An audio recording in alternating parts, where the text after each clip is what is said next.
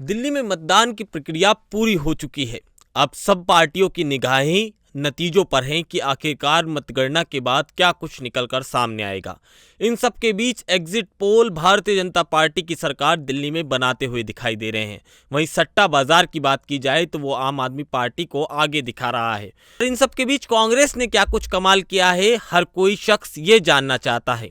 यूं तो कई एग्जिट पोल ने कांग्रेस को 0 पर दिखाया है, पर 2-3 एजेंसियां ऐसी हैं जो कांग्रेस को 2 से 3 सीटें देती दिखाई दे रही हैं। पर बड़ा सवाल यह है कि आखिरकार वो कौन सी सीटें हैं जिस पर चुनाव बड़ी जबरदस्त तरीके से कांग्रेस ने लिखा है और कांग्रेस वहां से जीत की उम्मीद कर रही है। इन सब के बीच पप्पू यादव ने एक ट्विटर पर ट्वीट किया है जिसमें उन्होंने लिखा है कि कांग्रेस दिल्ली में बहुत सारी सीटें जीतने जा रही है और ऐसे में सवाल उठता है कि क्या कांग्रेस नंबर 2 की पार्टी बन जाएगी। लिहाजा एग्जिट पोल और सट्टा बाजार इसको तो कतई नहीं कह रहे कि कांग्रेस की स्थिति इतनी अच्छी है। पर पप्पू यादव ने कुछ सीटों का जिक्र किया है जहां कांग्रेस को जीत दर्ज दिलाते हुए वो दिखाई दे रहे हैं। ऐसे में सबसे पहला नाम संगम विहार का है, जहां से हर्ष चौधरी मैदान में है। हर्ष चौधरी की जीत उन्होंने निश्चित की है। वहीं बात की जाए बदरपुर की तो उन्होंने कहा है कि बदरपुर से ही कांग्रेस उम्मीदवार अर्जुन भड़ाना ने बड़ा जबरदस्त चुनाव लड़ा है और वो एक बड़ी जीत हासिल करेंगे। वहीं बात की जाए बवाना की तो वहां से कांग्रेस के उम्मीदवार सुरेंद्र कुमार को भी उन्होंने एक बड़ी बढ़त दिखाई है। इसके साथ ही बात करते हैं मुस्लिम बहुल सीट सीलमपुर की। सीलमपुर में अब्दुल रहमान ने बड़ा जबरदस्त चुनाव लड़ा था। पिछली बार की बात की जाए तो यहाँ से वो आम आदमी पार्टी के टिकट पर चुनाव भी जीते थे। इसके साथ ही मटियाला महल सीट का भी जिक्र इस ट्वीट में है।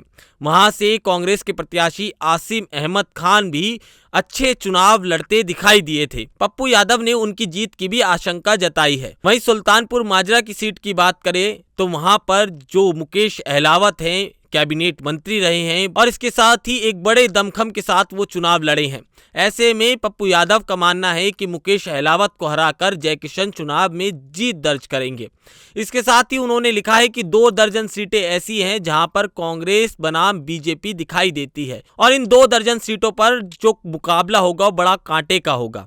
ऐसे में पप्पू यादव ने दिल्ली वासियों से ये कहा था और इसके साथ ही अपील की है कि दरअसल दिल्ली में इंडिया गठबंधन के जो घटक है उनके बीच बात नहीं बन पाई।